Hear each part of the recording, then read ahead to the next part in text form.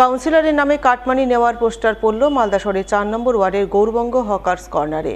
বাজারের কাটমানির টাকা কোথায় গেল, অশোক সাহা, গোপাল নন্দী জবাব দাও, এমনই পোস্টারকে ঘিরে মঙ্গলবার শোরগোল তৈরি হলো ৪ নম্বর ওয়ার্ড এলাকায়।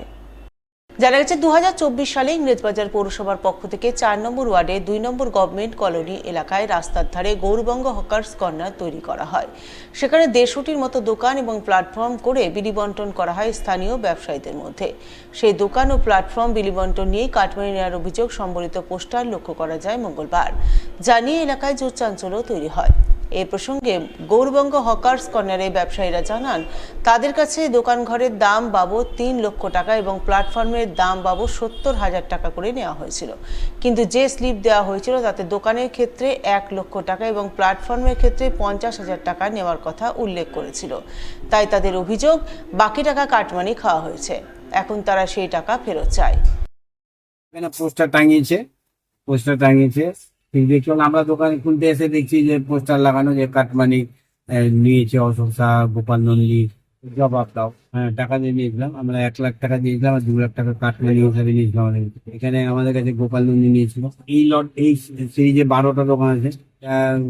ওই গৌরবঙ্গ হকার মার্কেট বলছি। এখানে এই ঘর হিসাবে ১২টা আছে, প্ল্যাটফর্ম হিসাবে মোটামুটি ১-১৫০ ঘর আছে সব। হ্যাঁ, কাটমানি নিয়েছে, ডাইরেক্ট কাটমানি নিয়েছে। আগামী সরকার আমাদের এগুলো পয়সা জোর করে ভয় দেখিয়ে নিয়েছে।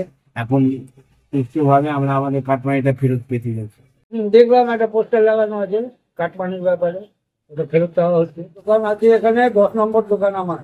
কি আর করবো, আগে টাকা নিল ৩ লাখ টাকা করে লাগবে, ৩ লাখ টাকা দেওয়া হলো।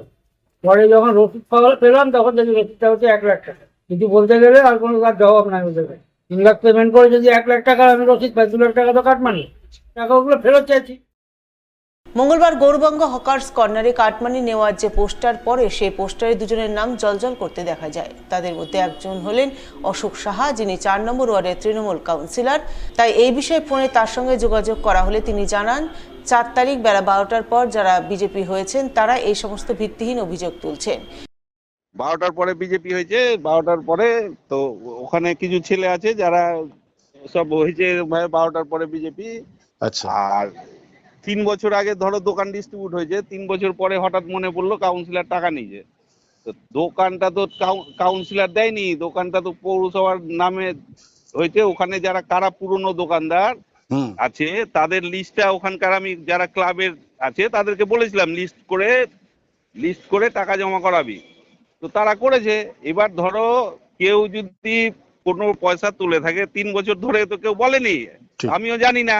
হঠাৎ ৩ বছর পর যদি গভর্নমেন্ট পাল্টি হয়েছে, এখন ওদের মনে পড়ে গেছে যে কাউন্সিলরকে হ্যাকেল করতে হবে, তখন সেই পুরনো রাগ এখন ও এইভাবে ঝাল মেটানোর চেষ্টা করছে।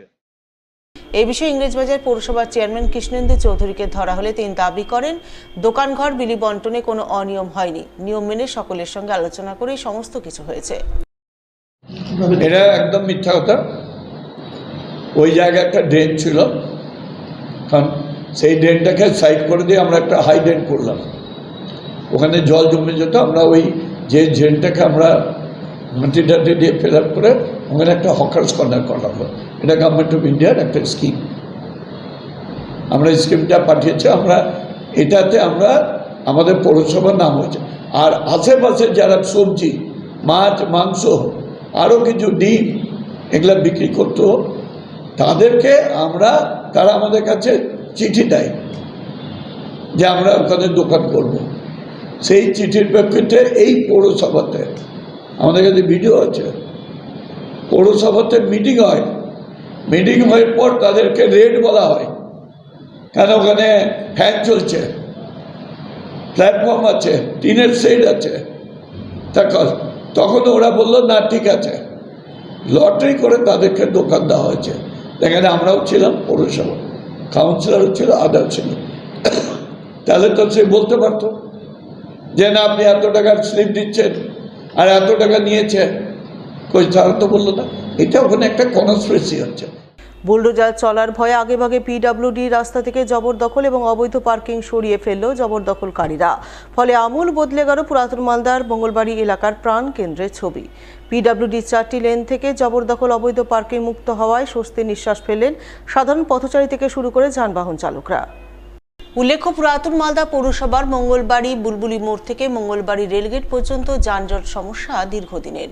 এই যানজট সমস্যার সমাধানে পিডব্লিউডির পক্ষ থেকে বুলবুলি মোড় থেকে মঙ্গলবাড়ি রেলগেট পর্যন্ত রাস্তা সম্প্রসারণ করা হয়। তবে রাস্তা সম্প্রসারণ হলেও দুপাশের দুটি লেন এতদিন জবরদখল হয়েছিল।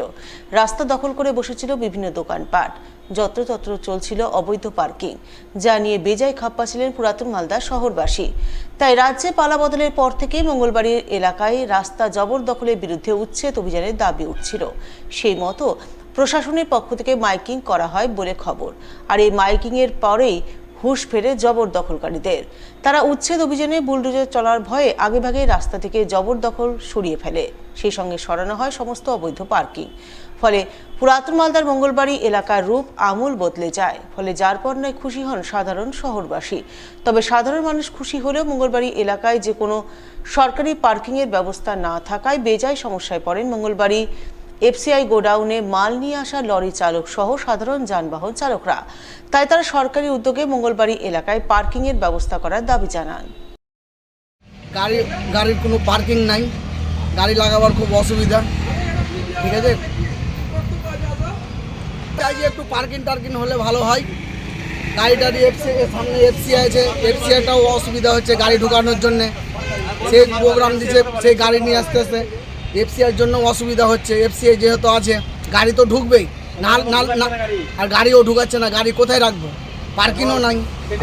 আপনারা তাহলে একটু সমস্যা হয়েছে আপনাদের? হ্যাঁ, সমস্যা হয়েছে। ফুটপাত দখলদারি উচ্ছেদ করেছে আমাদের যে 3টে লেন আছে তার পাশ দিয়ে। প্রশাসনের এই উদ্যোগকে আমি সাধুবাদ জানাই।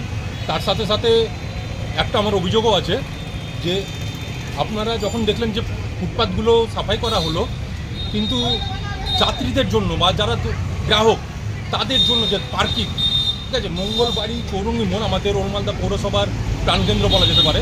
সেই চৌরঙ্গি মোড়ে 4টে রাষ্ট্রায়ত্ত ব্যাংক আছে, বিভিন্ন অফিস আছে, 200 মার্কেট আছে, রাস্তার ধারে বাস স্ট্যান্ডে প্রচুর দোকানপাট আছে।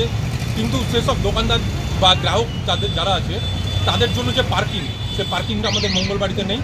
আর একটা সমস্যা আছে যে যাত্রীদের জন্য বা যারা দূর দূরান্ত থেকে আমাদের মঙ্গলবাড়িতে বিভিন্ন কাজের জন্য মানুষ আসে, তাদের যে বাথরুম, এই বাথরুমটাও আমাদের মঙ্গলবাড়ি চৌরঙ্গি মোড়ে নেই। একটা চৌরঙ্গি মোড়ে একটা বাথরুমের আমাদের খুব একটা দরকার, সেটার একটা দাবি জানাচ্ছি এবং একটি পার্কিংয়ের একটি দাবি জানাচ্ছি।